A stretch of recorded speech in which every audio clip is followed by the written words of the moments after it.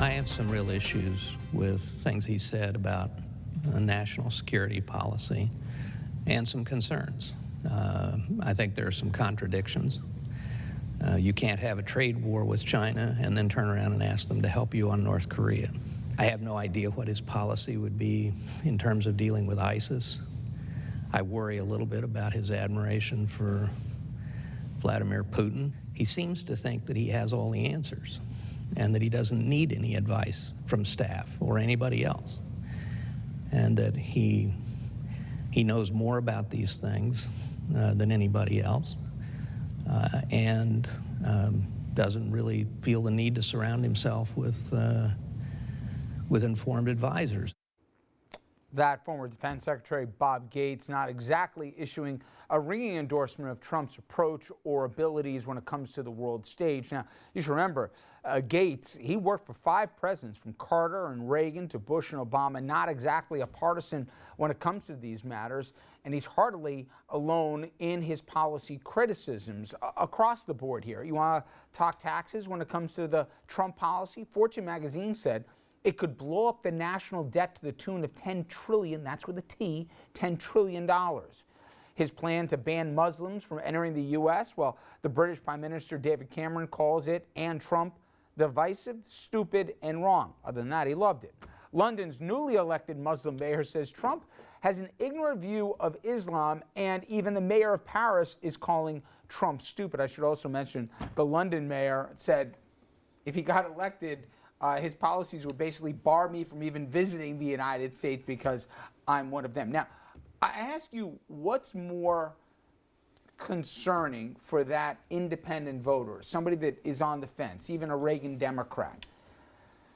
His positions on stuff, or that he said, oh, they're just suggestions, and that they're so flexible that he doesn't have any really core beliefs on things?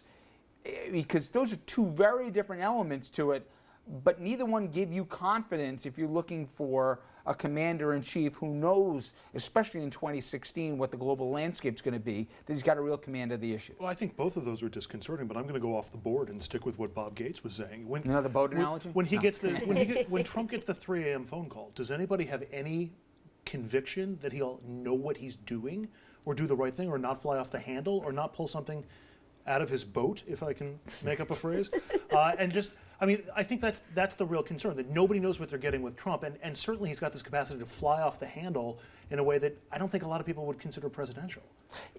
Tom, at what point does the voter say, where's the beef here in terms of an idea? I heard Clinton on the stump saying, I look forward to a debate with Donald Trump. By the way, we all do. That would be fun TV. Mm-hmm. Forget about substance. But she said, we're going to be asked, I would think, what is our jobs plan?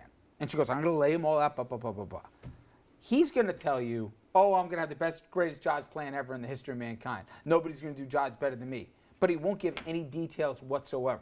Because every time he gives details, people say the math doesn't add up at all. It's not even close to adding up. It's crazy. Will at some point he have to actually answer the questions now that there's only 2 people, not 17? I would hope so. And to be honest with you, I really wish that I could answer your question. But I don't think there's anybody that could answer the question, no matter how much they pontificate.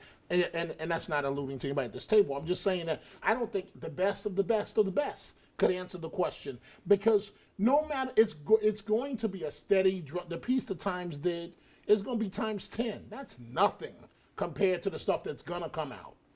But is it going to matter? And I'm not just talking about his base right now. I'm talking about the independent voters that the professor talks about, that you talk about. So I really don't know, Richard. See, I think, Jeannie, to Don's point, I don't know the electorate anymore. I've given up trying to guess. I've been surprised about so many things, not just with Trump, but also what's happened with Sanders and obviously the passionate core that he's tapped into, at least on the left in this country.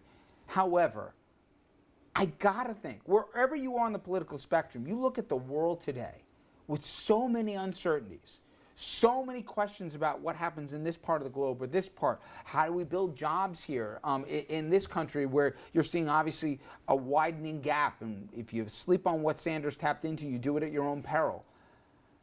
You're looking for somebody, even if you don't agree with everything that she or he says, you want to know what they're going to do. Even conservatives are petrified. what kind of a Supreme Court justice would Trump? He's got to answer these questions at some point, right? Because the news cycle is going to call for it because there's only 2 left. Am I wrong?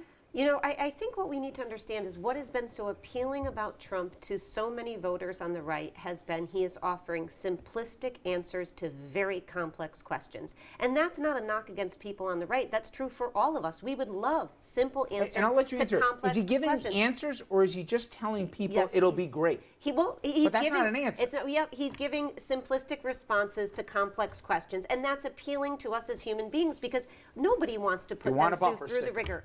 But that's why I'm increasingly convinced that the whoever he goes up against, whether it's Hillary Clinton or Bernie Sanders, looks like it's going to be Hillary Clinton, that the Clinton campaign needs to be clear that this is not about them, that they have to make the case that a Donald Trump presidency would be dangerous and scary.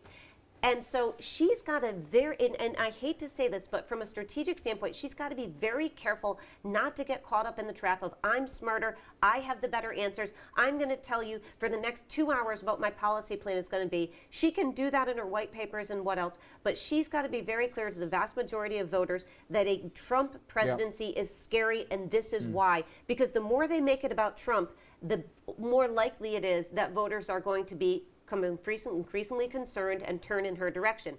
If she makes it about her, that's not going to happen because his answers, whether you like it or not, are attractive to many, many Americans.